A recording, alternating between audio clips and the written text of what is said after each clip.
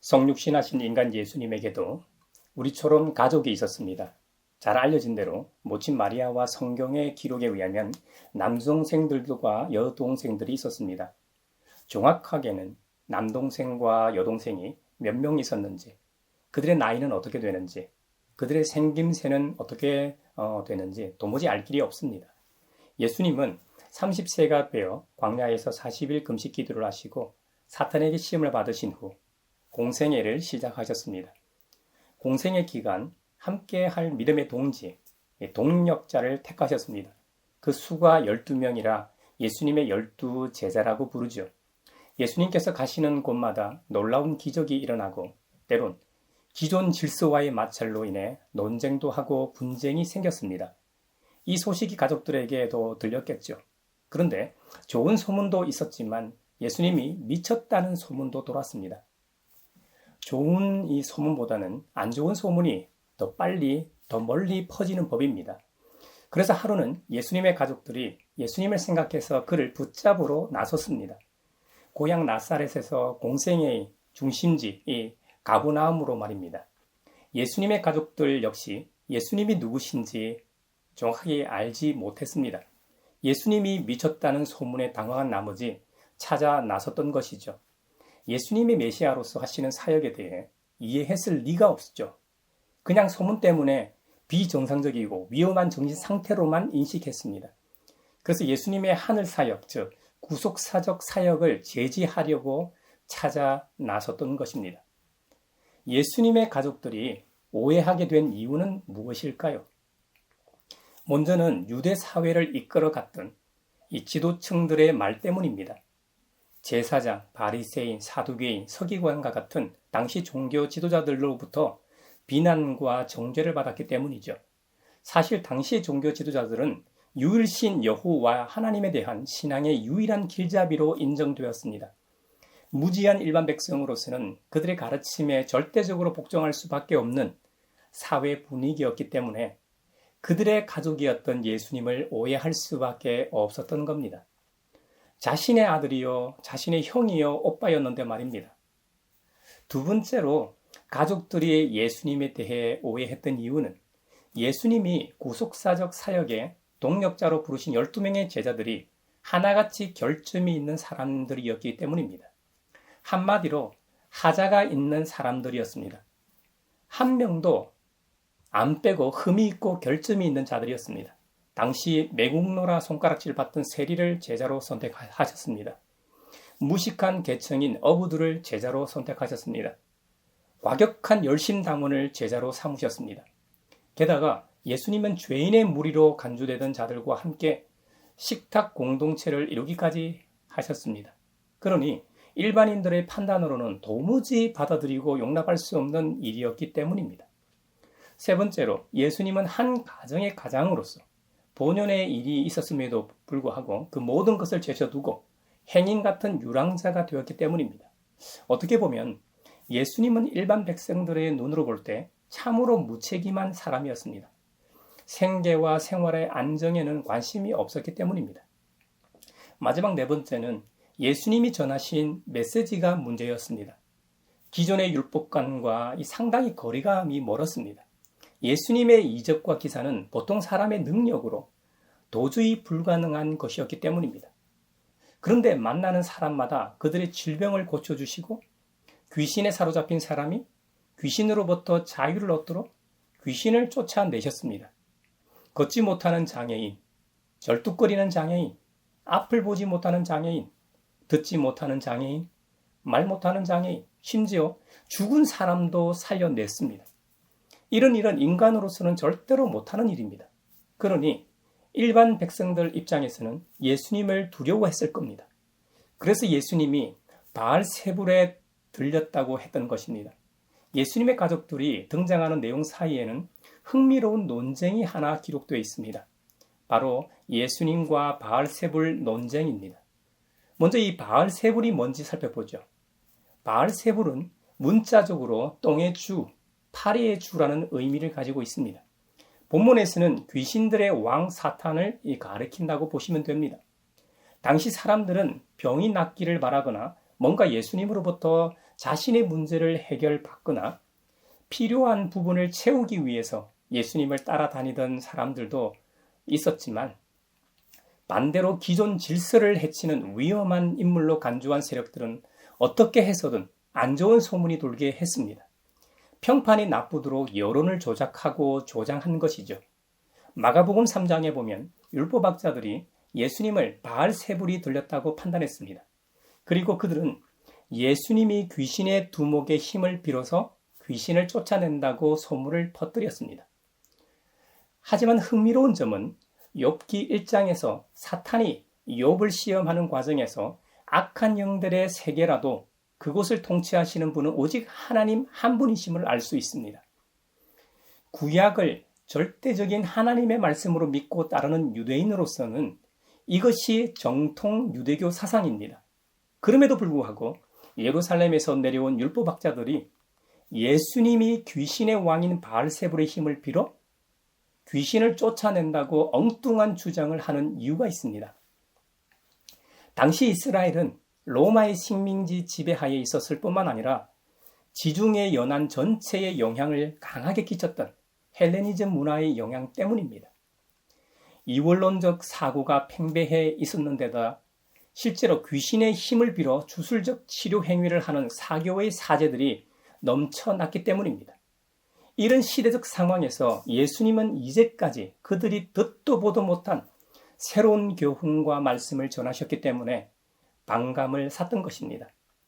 거기다 실제로 귀신에 사로잡혀 고통받고 있던 수많은 사람들을 해방시켜 주셨고, 질병으로 고통받고 있던 사람들도 그들의 병을 치유해 주셨기 때문에 유대 사회의 일약 스타로 부상했기 때문입니다. 무엇보다도 구약의 율법에 매여 있었기 때문입니다. 당시 유대교 지도자들로서는 하늘에서 오신 성육신하신 예수님을 알아볼 만한 영적 안목이 없었던 것이죠. 진짜로 영적으로 깨어있던 여선지자 안나나 의롭고 경건한 시므온 같은 몇 사람만 예수님을 알아봤죠. 이전에는 전무했던 놀라운 능력과 권세를 행하는 예수님에 대한 시기와 질투의 눈이 멀어 무조건 예수님을 배척하며 넘어뜨리려는 데만 이 혈안이 되어 있었기 때문에 이런 짓을 벌인 것이죠. 이에 예수님께서 비유 하나를 드십니다. 아무리 악한 사탄이라고 해도 서로 싸우면 그 나라가 어떻게 버틸 수 있냐는 지적을 하셨습니다. 가정도 마찬가지죠. 가족 구성원들이 맨날 싸운다면 그곳은 천국이 아니라 지옥일 겁니다. 아빠들 퇴근 후에 집에 들어가고 싶겠습니까? 엄마라고 해도 집에 있고 싶겠습니까?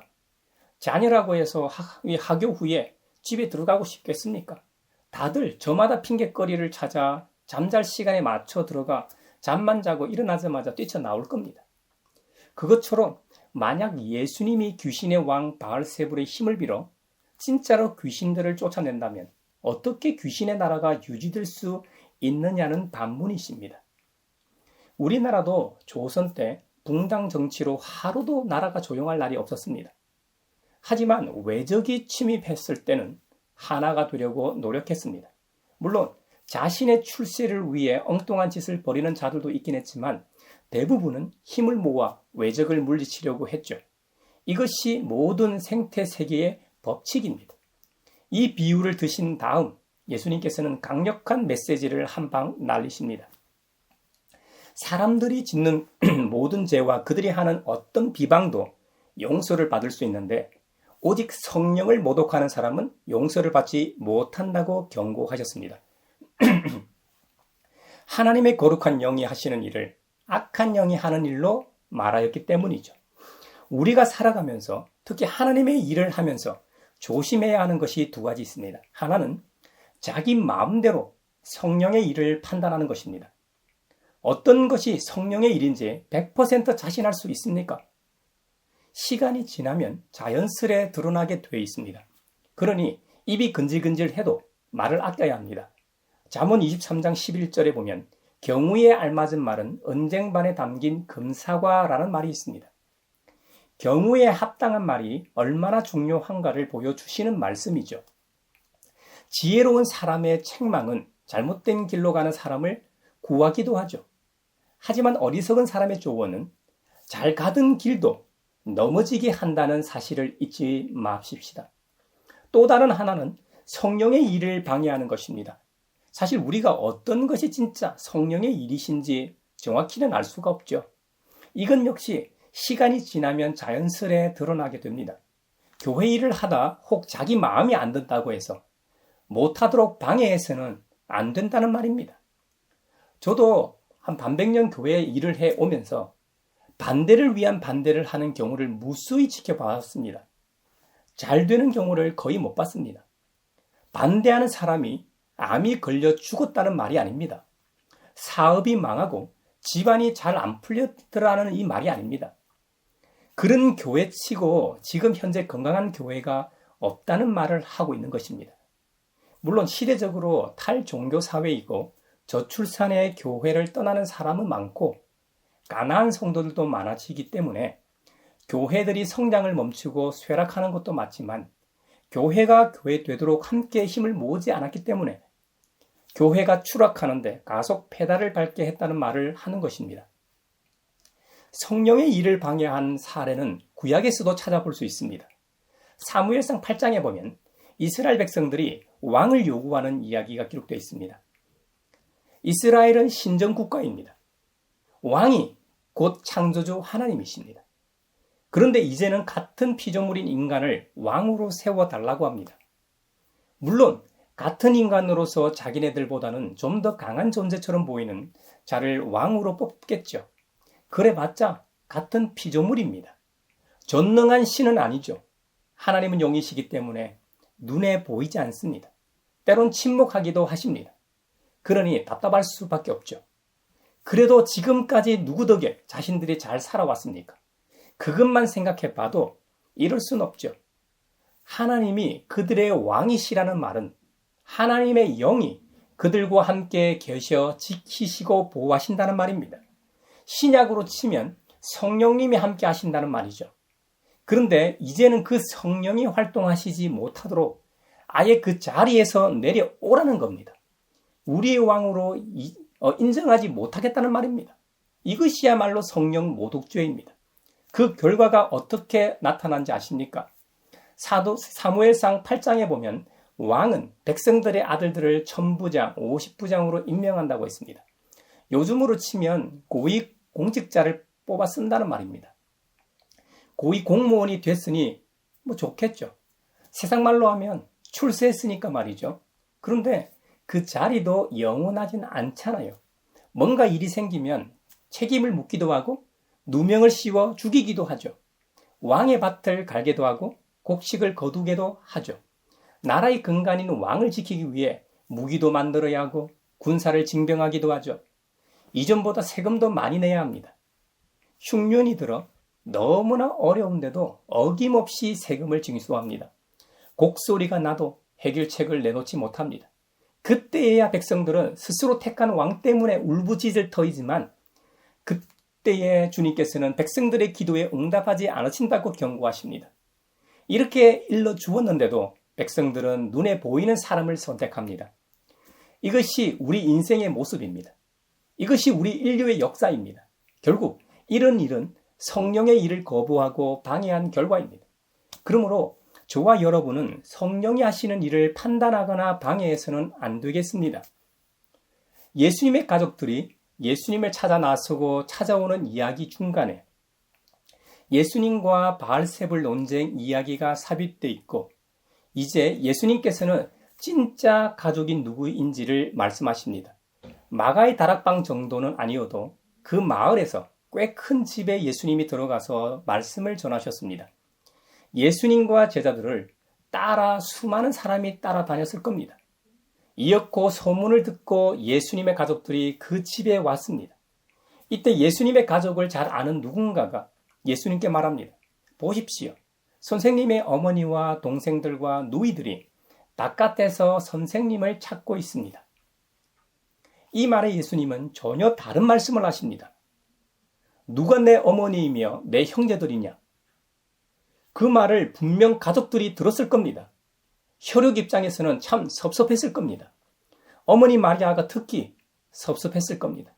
예수님을 잉태하고 출산하고 키우는 과정에서 어떤 어려움이 있었는지 성경을 통해 우리 다 잘 알고 있잖아요. 정말 매몰찬 말씀 아닙니까? 인정물이라고는 눈 씻고 찾아볼 수 없는 쌀쌀 맞는 말입니다. 그런데 예수님의 말씀을 듣고 있는 무리들을 가리키시면서 이들이 내 어머니와 내 형제 자매들이라고 말씀하셨습니다. 참 이상한 말씀입니다. 누가 새로운 개념의 가족인지 하나님 나라의 가족인지를 말씀하십니다. 누구든지 하나님의 뜻을 행하는 사람이 곧 내 형제요 자매요 어머니다. 마가복음 3장 34절 35절에서 어떤 사람이 하나님 나라에서 그리스도의 참 형제 자매들인지를 알 수 있습니다. 두 가지로 말씀하셨는데요. 하나는 예수님을 따르는 사람들입니다. 예수님을 이 말씀을 듣고 있는 자들을 향해서 이들이 내 어머니와 내 형제 자매들이라고 하셨죠. 그 자리에는 12 사도들과 예수님을 열심히 쫓아다녔던 자들이 있었겠죠.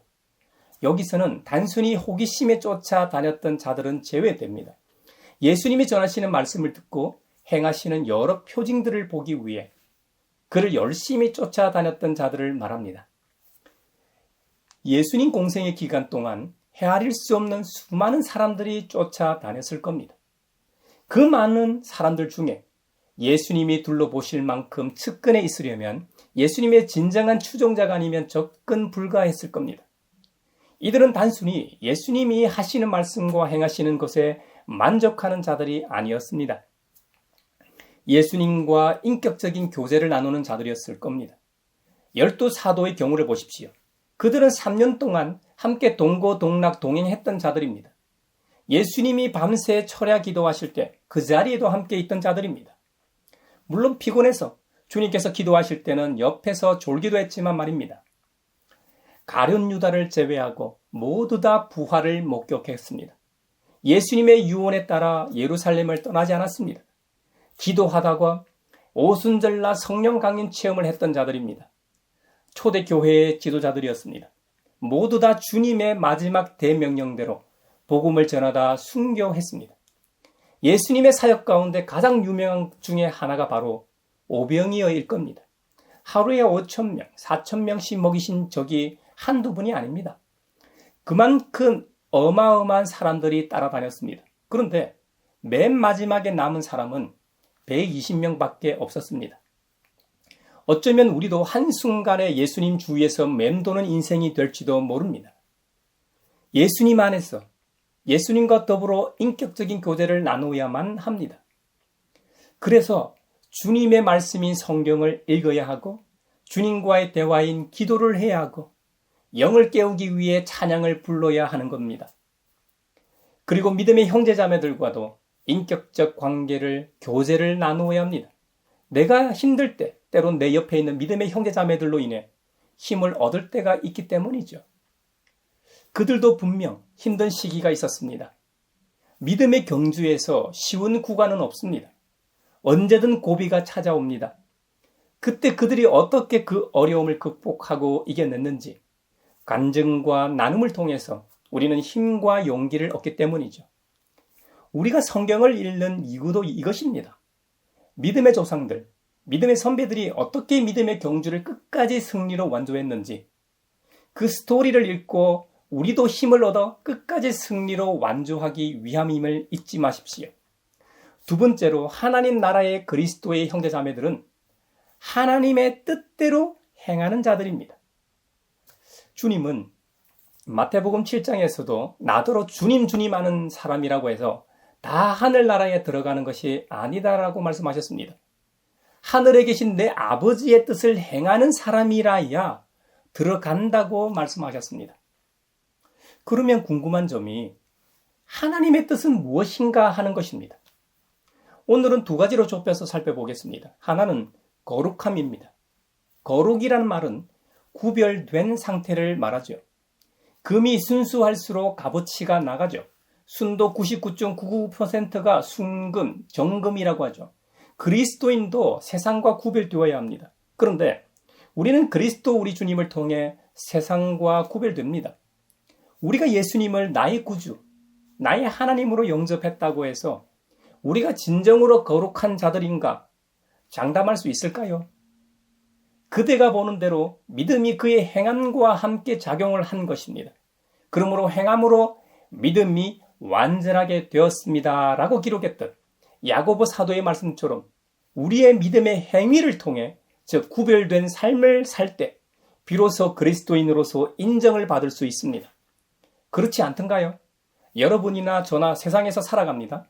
그런데 우리가 그리스도인이라는 사실을 알 때 세상 사람들과 똑같다면 누가 우리가 사랑을 몸소 보여주신 예수 그리스도를 닮은 그리스도인이라고 말하겠습니까? 우리 모두가 행함이 있는 믿음을 통해 구별된 거룩한 그 그리스도인이 되길 바랍니다. 다른 하나님의 뜻은 사도 바울의 기록처럼 항상 기뻐하고 쉬지 말고 기도하며 범사에 감사하는 것입니다. 여러분이 우리가 이 세상을 살아가다 보면 가지고 싶은 소유욕도 생기고 물욕도 생기고 명예욕도 생기기 마련입니다. 그런데 그런 기쁨이 오래 가든가요? 그렇지 않습니다. 대골 같은 집을 소유했다고 해서 죽을 때까지 기쁜 건 아닙니다. 당분간은 대골 같은 집을 보고 묵상하고 기쁘겠죠. 그런데 10년이 지나고 30년이 지나면 그 좋던 건물은 색이 바라고 닳고 헐기 마련입니다. 손이 많이 가서 손때 묻은 것 때문에 애착은 갈지 몰라도 처음 구입했을 때만큼의 기쁨이 있지는 않습니다. 데살로니가 전서에서 말하는 기쁨은 예수 그리스도 우리 주님의 구속의 은혜와 관련이 있습니다. 십자가의 은혜에 감사하고 감격하는 사람만이 항상 기뻐할 수 있습니다. 내가 어떤 존재인지를 정확히 알고 믿으면 어찌 감사하지 않을 수 있겠습니까? 어찌 매일 매 순간 기도하지 않을 수 있겠습니까? 우리는 하나님과 끊임없이 인격적인 교제를 하기 위해 기도하는 것입니다. 뭔가 바라고 소망하는 것을 위해 기도하기도 하지만 근본적으로 주님과 인격적 만남과 교제를 위해 기도하는 것입니다. 이것이 그리스도인들이 타 종교와 달리 기도하는 가장 큰 이유입니다. 사도 바울이 왜 모든 것을 배설물로 여겼는지 이제 좀 이해가 되십니까? 이 세상 그 무엇과도 바꿀 수 없기 때문입니다. 우리 모두가 이 귀한 은혜를 깨닫길 바랍니다. 우리가 하나님 나라에서 그리스도의 형제자매가 되었다는 것은 똑같은 믿음의 영을 가졌다는 말이기도 합니다. 한 성령을 받았고 한 영에 의해 관계를 맺기 때문이죠. 그래서 교회 다니는 사람들 보면 그 어떤 관계보다도 끈끈한 관계를 형성하고 있습니다. 초등학교부터 시작하여 대학교까지 우리는 많은 인간 관계를 맺고 있죠. 시간으로 봐도 오랜 시간 관계를 맺었음에도 불구하고 교회에서 맺은 짧은 관계가 우리 인생에서 가장 중요한 자리를 차지하고 있는 이유입니다. 그러니 사랑하는 형제자매 여러분, 어떤 경우에도 낙심하지 마십시오. 우리의 겉사람은 시간이 지날수록 낡아지기 마련입니다. 하지만 우리의 속사람은 날로 새로워짐을 믿으십시오. 아멘. 지금 우리가 겪는 일시적인 고난은 앞으로 우리에게 예비된 영광과는 비교할 수 없습니다. 우리는 보이는 것을 바라는 자들이 아닙니다. 잠깐 있다 사라지는 것을 소망하는 자들이 아닙니다. 지금 보이지는 않지만 영원한 것을 소망하는 자들입니다. 우리는 땅에 있는 장막집에 목매는 자들이 아닙니다. 하나님께서 지으신 집, 사람의 손으로는 절대로 지을 수 없는 하늘에 있는 영원한 집에 입주한 자들입니다. 할렐루야, 아멘. 사랑하는 형제자매 여러분, 우리 주님께서 새롭게 정의해 주시고 하나님의 영을 통해 새롭게 맺어주신 믿음의 형제자매, 가족을 사랑하십시오. 그 가족을 위해 기도하십시오. 그 가족으로 인해 기뻐하십시오. 또 아직 그리스도 밖에 있는 자들을 긍휼히 여기며 주님의 마음으로 나아가서 사랑을 실천하는 우리 모두가 되길 주님의 이름으로 축원합니다.